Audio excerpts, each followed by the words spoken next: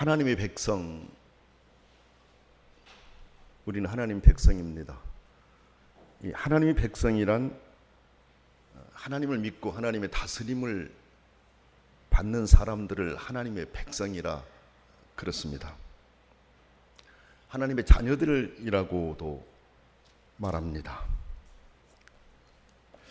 그래 오늘 우리들은 모두 하나님의 백성이며 하나님의 자녀들입니다. 참 가슴이 뛰는 그런 말씀이에요. 왜냐하면 천지를 만드신 분이 하나님이시고 세상의 모든 것을 주관하고 다스려 가신 분이 하나님이신데 그분의 자녀가 되었다라는 게 너무 놀랍습니다. 여러분 보세요. 성경 창세기 1장을 보면 하나님께서 해와 달과 여러 별들을 만들고 그리고 지구를 만드셔서 지구에만 생명체를 주셨어요. 성경이 그렇게 기록하고 있지 않습니까? 다른 별들의 생명체가 있다라고 성경은 말씀하지 않아요. 오직 이 성경에는 우리가 살고 있는 지구에 이 생명체가 있어요. 근데 사람들이 과학이 발달하니까 망원경이 이제 발달하고 여러 가지 과학이 문명이 발전하면서 성경이 틀렸다라고 하는 것을 증명해 보려고 한 것 같아요. 그래서 사람뿐만 아니라 생명체가 있을 것이다. 그 많은 행성들에 이 바다의 모래와 오히려 바다의 모래보다 더 많은 게 별들의 수라 그래요. 별들의 수. 여러분이 아신 것처럼 그 은하계를 보게 되면 그 모래처럼 막 뭉개지면서 얼마나 많습니까? 은하계를 보게 되면. 근데 그 많은 별들이 있는데 어떻게 그 많은 별들의 생명체가 없다는 건 말이 안 된다.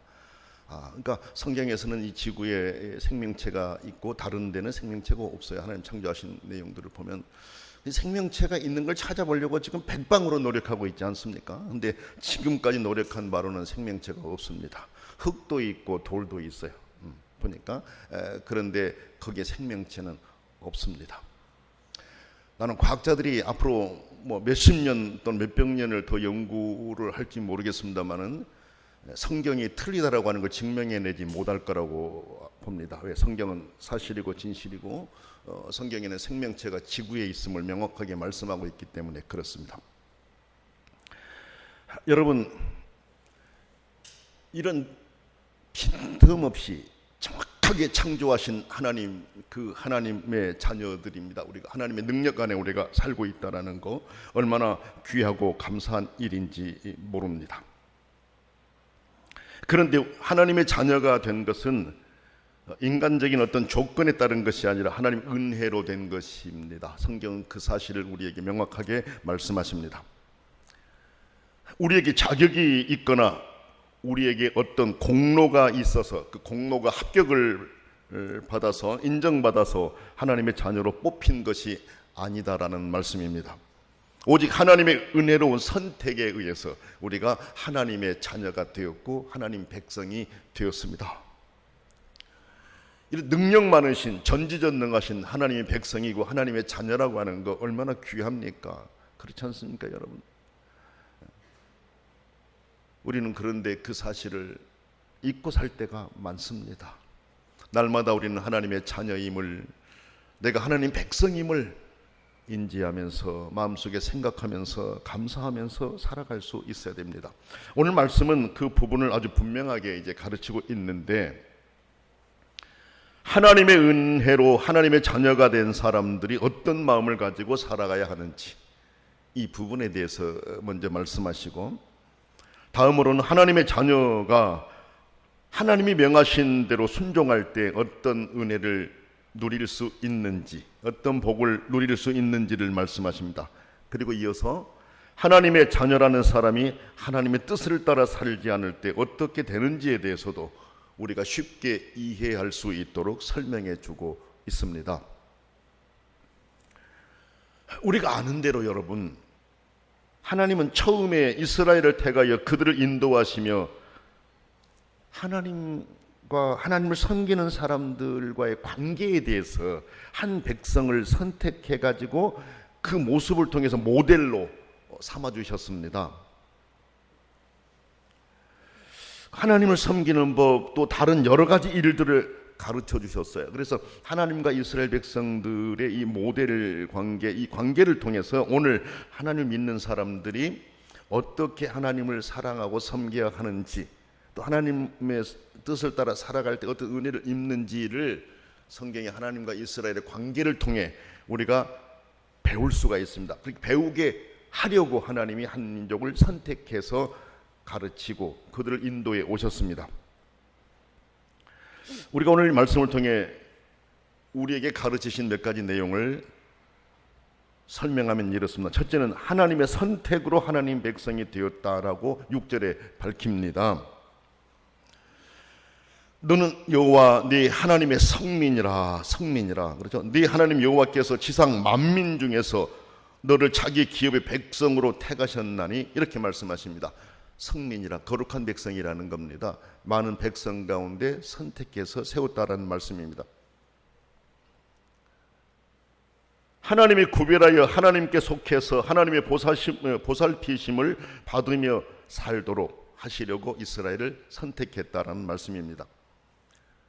세상에 민족들이 많지만 그 가운데서 이스라엘을 뽑아서 하나님의 소중한 백성으로 삼으셨다. 그 많은 백성 가운데 뽑아서 하나님 선민이 되게 하셨다라는 것입니다.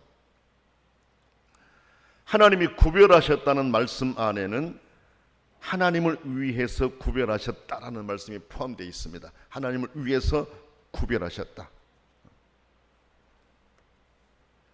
그 이후로 이스라엘은 다른 민족들과 같아서는 안 됩니다. 하나님을 위해서 구별하셨기 때문에 이제 이스라엘은 다른 민족과 같아서는 안 되고 달라야 한다라는 말씀입니다. 그래서 이스라엘은 자신들이 다르다고 하는 것을 보여주기 위해서 하나님이 금하신 것들을 버려야만 했습니다. 다르다라고 하는 것을 보여야 했기 때문에 다르게 살아야 했다라는 말씀입니다. 하나님의 백성을 유혹하여 하나님의 뜻을 따르지 못하게 하는 것들을 제거하라고 말씀하셨습니다. 하나님의 보호와 인도하심을 받기에 하나님이 바라시는 대로 따라야 한다라는 말씀입니다. 그 내용이 4절에서 5절에서 설명하고 있습니다. 여러분, 하나님은 온전하신 분이시기 때문에 그 길이 참입니다. 하나님의 길에는 F가 있을 수 없습니다. T입니다. 항상 진리입니다.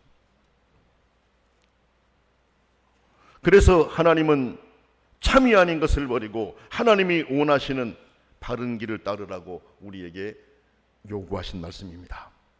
이것은 하나님의 성민으로 산다라는 것의 의미입니다. 우리가 하나님의 성민으로 산다라고 하는 의미가 무엇이냐? 하나님 뜻대로 살아가는 것입니다.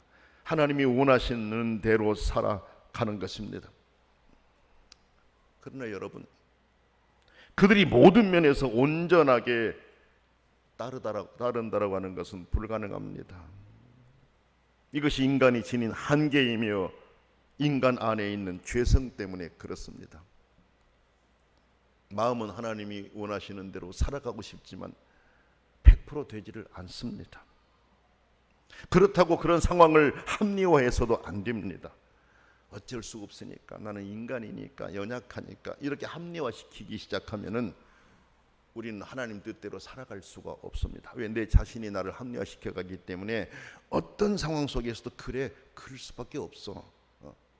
하나님도 이해하실 거야. 이렇게 나가게 된다는 얘기죠. 이건 굉장히 위험한 신앙이 될 수 있습니다.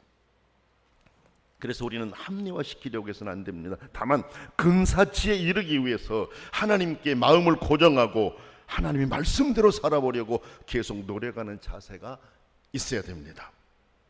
실패하면 회개하고 다시 그 길을 가기 위해서 힘써야 됩니다. 하나님 백성이기에 하나님을 닮아가야 하기 때문에 그렇습니다. 늘 넘어지지 않습니까? 그러나 실패했어도 하나님은 다른 새로운 길을 주셨어요. 왜? 회개하고 새롭게 시작할 수 있는 길을 만들어 주셨습니다. 여러분, 성경에 회개하는 길을 주셨다라고 하는 것 자체는 인간은 연약하고 넘어질 수 있다라는 것을 하나님이 아시는 거예요. 그렇죠? 그래서 넘어졌었을 때 다시금 회개하고 일어서서 하나님 뜻대로 원하시는 대로 살아가려고 노력하고 그 길에 들어서서 가야 된다라고 하는 것을 누누이 가르치고 계십니다. 두 번째 말씀 보면 하나님의 택하심은 하나님의 사랑에 기인한 것이다라고 7절에서 8절에 분명하게 말씀하고 있습니다. 성경 보세요. 여호와께서 너희를 기뻐하시고 너희를 택하심은 너희가 다른 민족보다 수요가 많기 때문이 아니라 너희는 오히려 모든 민족 중에 가장 적으니라. 여호와께서 다만 너희를 사랑하심으로 말미암아 또는 너희의 조상들에게 하신 맹세를 지키려 하심으로 말미암아 이렇게 말씀하고 있습니다.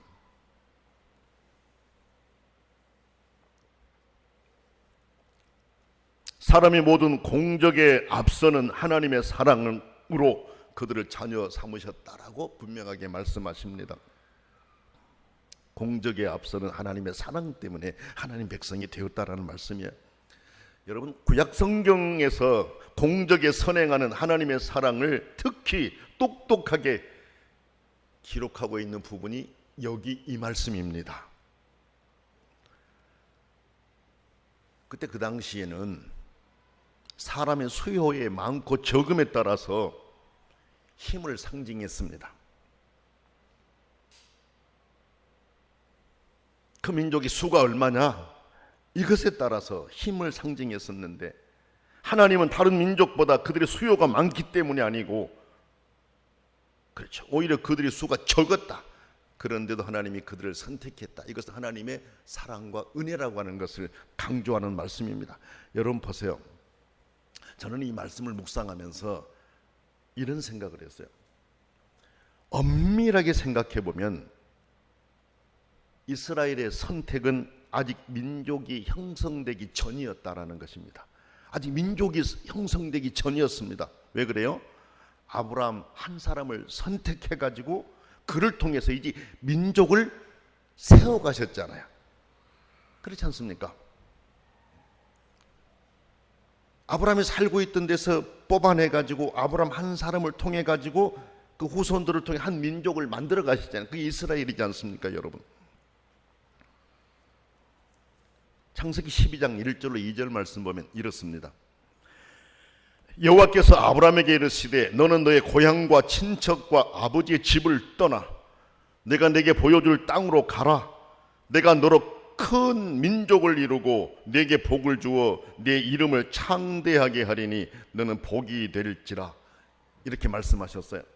아브라함 한 사람을 통해 가지고 그 후손들을 통해서 민족을 이루어가게 하신다라는 것이죠. 하나님 백성으로 이제 삼아 가시는데 아브라함에서부터 시작된 것입니다. 옛날 사람들에게는 가족과 시족에 소속한다라고 하는 것은 생존에 아주 중요했습니다. 아주 중요했습니다. 가족과 함께 있고 시족 사이 속에 같이 산다라고 하는 거, 그들이 살아가는데 생명을 이어가는 데 매우 중요했다라는 말씀입니다. 그런데 하나님이 거기서 아브라함을 불러내셨습니다. 그것은 여러분, 아브라함을 그에게 안전을 보장해 주었던 공동체로부터 뽑아내어서 고향도 없고 아무런 인간적인 보호도 받지 못하는 사람으로 만들고 오직 하나님만 의지하게 하신 것이었어요. 민족의 시작이 그렇게 됐습니다. 이스라엘의 시작이. 그렇게 아브라함을 불러내어 그 후손을 애굽의 곡창지대에 거하도록 하면서 큰 민족을 이루게 도우셨어요.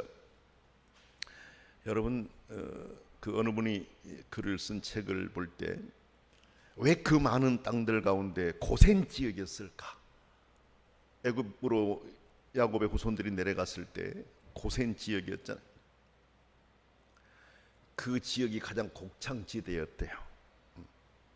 그래서 그 짧은 기간에 큰 민족을 이룰 수가 있었다라고.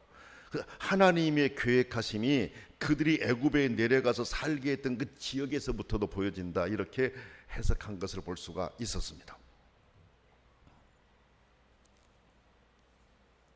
그래서 무려 60만 대군, 전체 포함 200만, 이렇게 많은 민족을 이루고 나오게 하셨지 않습니까, 여러분? 그 하나님의 시간에 그들을 애굽에서 구출해 내셨어요. 그래, 여기 보면, 오늘 말씀 보면 하나님이 기뻐하시고 너를 택하셨다라고 7절에 말씀하시고, 여호와께서 다만 너희를 사랑하시는 말미암아 자기의 능력의 손으로 너희를 인도하여 내셨다라고 8절에서 말씀하고 계십니다. 이제 민족을 이루었어요. 민족을 이루어서 그들을 불러내시잖아요. 이스라엘을 불러내시지 않습니까, 여러분? 그래, 이스라엘이라고 하는 이름을 주기 위해서 여러분이 아신 것처럼 야곱도 이름을 바꾸시잖아요. 그렇죠? 아브라함의 그 후손 야곱 이스라엘로 바꾸시고, 그래 이스라엘 백성들을 거기서 끌어내신 거 우리가 알 수 있지 않습니까, 여러분?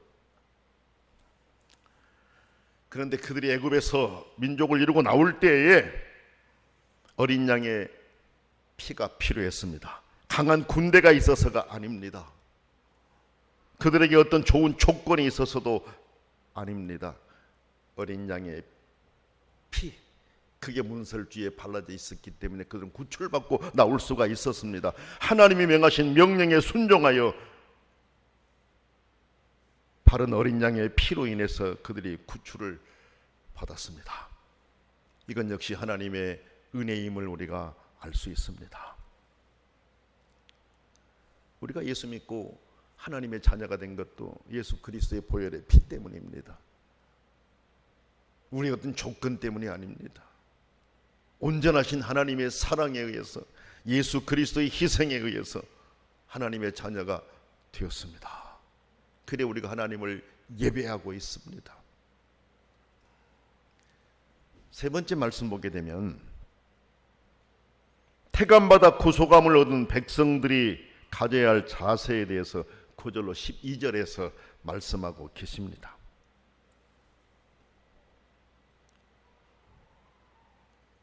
신실하신 하나님의 사랑을 입었으니 하나님을 사랑하고 하나님의 계명을 지키라고 하십니다. 하나님의 자녀가 되었으니 하나님의 자녀답게 살아라 하신 말씀이지 않습니까, 여러분? 하나님의 사랑을 입었으니 하나님을 사랑하고 하나님의 계명을 지키는 것, 하나님이 원하시는 대로 사는 삶을 말합니다. 하나님의 백성된 자의 합당한 삶이 있죠. 합당한 삶이 있죠, 여러분. 어디든지 소속에 들어가게 되면 그 소속의 이름에 합당한 삶을 살도록 요구하는 것을 우리가 봅니다. 그래서 나는 그 소속에 동의하고 들어간 것이잖아요. 그렇죠?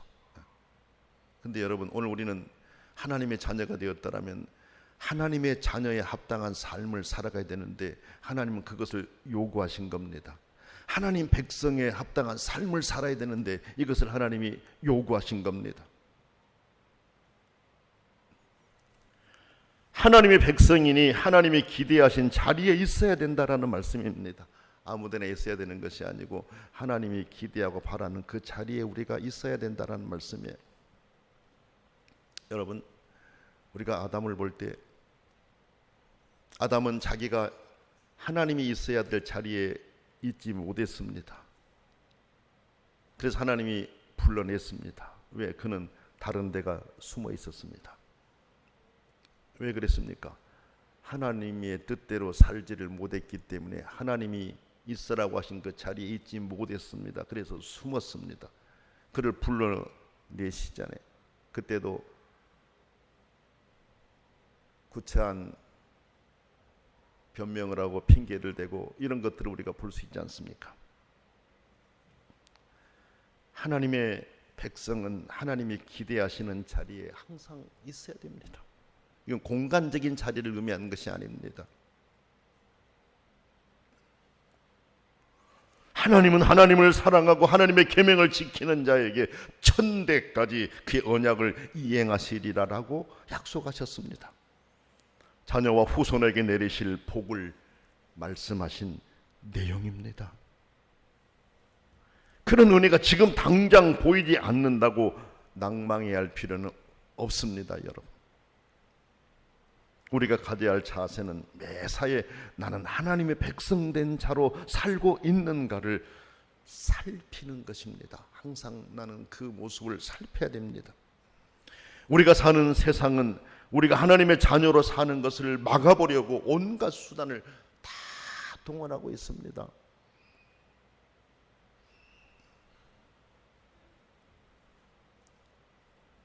문화가 달라져 가면서 전에 생각하지 못했던 일들이 계속 일어납니다.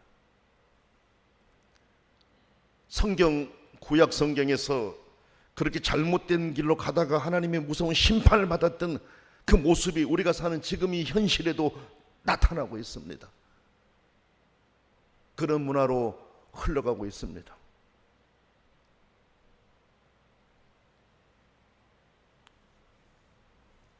하나님께서는 그 모든 것들을 그대로 두시지 않고 세상을 심판하실 거라는 것을 우리가 알 수가 있습니다. 동성애 같은 이런 부분들을 가만히 한번 생각을 해보세요. 이제는 사람들의 생각도 그런 방향으로 열어놓는 방향으로 이제 흘러가는 걸 우리가 보게 돼요. 가슴 아픈 일입니다. 그뿐만이 아닙니다. 다양한 부분에서 그렇습니다. 성경에서는 그와 같은 부분들이 있었을 때 엄하게 심판하셨습니다. 이 세상이 하나님의 심판을 향해 달려가고 있지 않는가, 이걸 생각할 때 우리는 두렵습니다. 세상은 이렇게 매사에 하나님 백성된 자들이 그 하나님 백성된 자의 자리에 있지 못하도록 우리를 유혹하고 넘어지게 합니다. 우리는 그런 세상에 살고 있지만 믿음의 선한 싸움으로 이겨가야 합니다. 그 길이 하나님의 약속을 보장받는 길이기 때문에 그렇습니다. 우리 모두가 하나님 말씀에 철저하게 순종하는 삶을 삶으로 약속하신 은혜를 우리가 누릴 수 있어야 됩니다.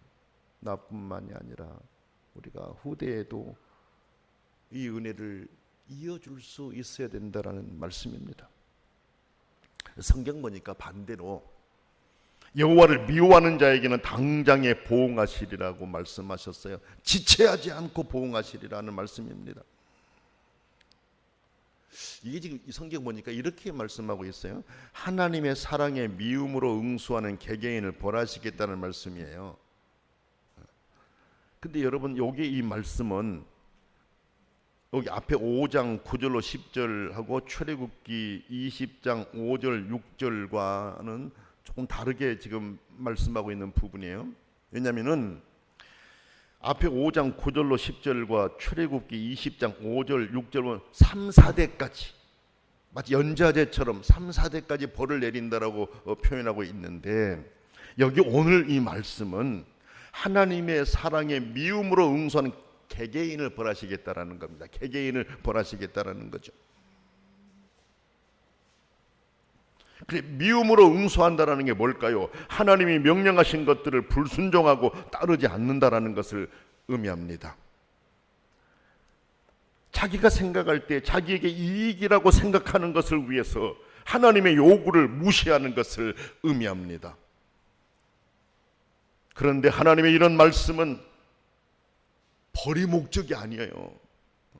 그렇죠? 미움으로 응수하는 개개인들에게 벌을 목적으로 하신 것이 아닙니다.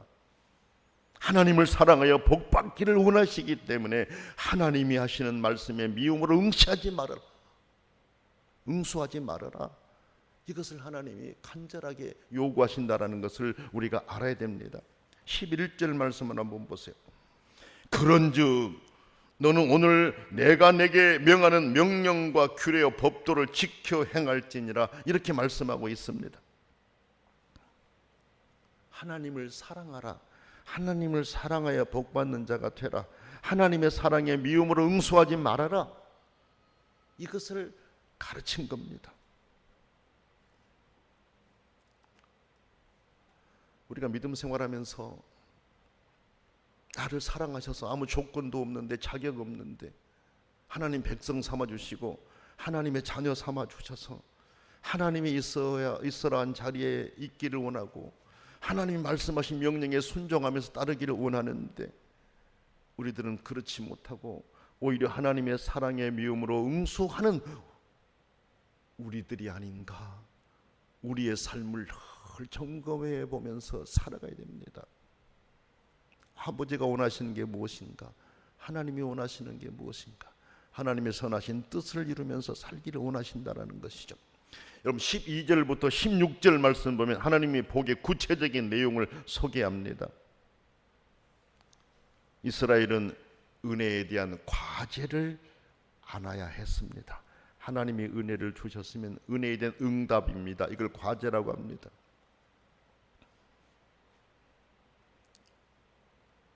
독일에 언젠가 말씀을 드렸지만 가베와 아우프가베라는 그 단어, 가베는 은혜를 말하고 아우프가베는 과제를 말해요. 이제 은혜를 우리가 받았으면은 그 받은 은혜에 대해서 우리가 이제 응답하는 것이죠. 응답해가는 것입니다. 우리가 응답해가는 삶이 기쁨으로 응답해 가야 돼요. 그렇죠? 내 마음에서 즐거운 마음으로, 내 마음에서 감사하는 마음으로 하나님의 선하신 뜻을 따라서 살아드리는 거고, 그때 우리 기도도 더 힘이 있어지지 않습니까? 여러분 그렇지 않습니까? 우리가 하나님의 뜻대로 살려고 노력할 때, 하나님 뜻대로 내가 살고 있다고 생각할 때 우리 기도가 더 힘이 있어지잖아요. 더 자신 있게 기도해질 수 있지 않습니까, 여러분? 그래요.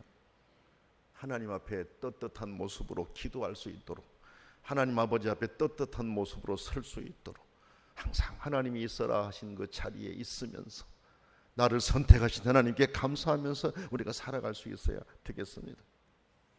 오늘 우리가 하나님의 자녀가 된 거 전적인 하나님의 은혜입니다. 천에 하나 만에 하나 선택하여 하나님의 자녀로 삼아 주신 것입니다. 우리에게 그럴 만한 자격이 있어서가 절대 아닙니다. 우리가 하나님을 향한 그만큼의 공적을 쌓아서도 아닙니다. 오직 하나님의 사랑하신 선택 때문입니다. 성경을 보면 사도 바울은 그 사실을 너무나도 깊이 깨달았습니다. 너무나도 감격해서 하나님의 사람으로서 감동적인 삶을 살았던 것을 우리가 알 수 있습니다. 왜 그렇습니까? 자기가 살아온 과거를 자기가 아니까.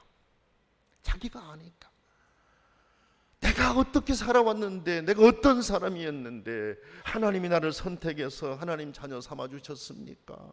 이걸 생각하니까 그 은혜가 너무 감사했어요. 그 성경을 보게 되면은 보통 사람들이 자기가 살아온 과거에 대해서는 들추려고 하지는 않지 않습니까? 그런데 자기가 이렇게 살아왔다고, 하나님의 부끄러운 삶을 살아왔더라고. 그런데 나를 하나님이 선택해서 하나님 백성 삼아 주셨고 자녀 삼아 주셨다. 내가 어떻게 함부로 살아갈 수 있겠느냐. 그래서 그는 정말 생명 바쳐 하나님을 위해서 감사하며 살았던 것을 우리가 알 수 있습니다. 믿음의 다른 선배들도 그렇습니다.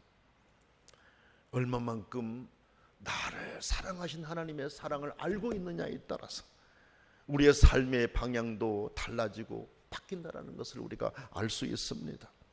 오늘 우리는 나를 사랑하신 그 하나님의 은혜, 그 내가 하나님의 백성이라고 하는가, 내가 하나님 백성이 되는 데는 하나님의 사랑에 의해서였다. 그래서 우리도 하나님의 백성으로서 그 자리를 잘 지키면서 살아서 하나님이 약속하신 그 은혜를 여러분과 후손들에게 이어줄 수 있는 그런 성도들이 될 수 있기를 원합니다. 기도하겠습니다. 거룩하신 하나님 아버지, 아무런 자격도 공로도 없습니다. 그러나 아버지는 우리를 사랑하셔서 자녀로 삼아주셨습니다. 하나님 백성이 되었으니 하나님이 원하시는 자리에 있게 하시고 아버지가 원하시는 대로 살게 하셔서 세상적인 머리와 세상적인 계산이 아닌 믿음의 방식으로, 믿음의 계산법으로 살아 승리하는 아버지의 은혜를 누리는 성도들의 삶이 되게 하옵소서. 예수님의 이름으로 간절히 기도드립니다. 아멘.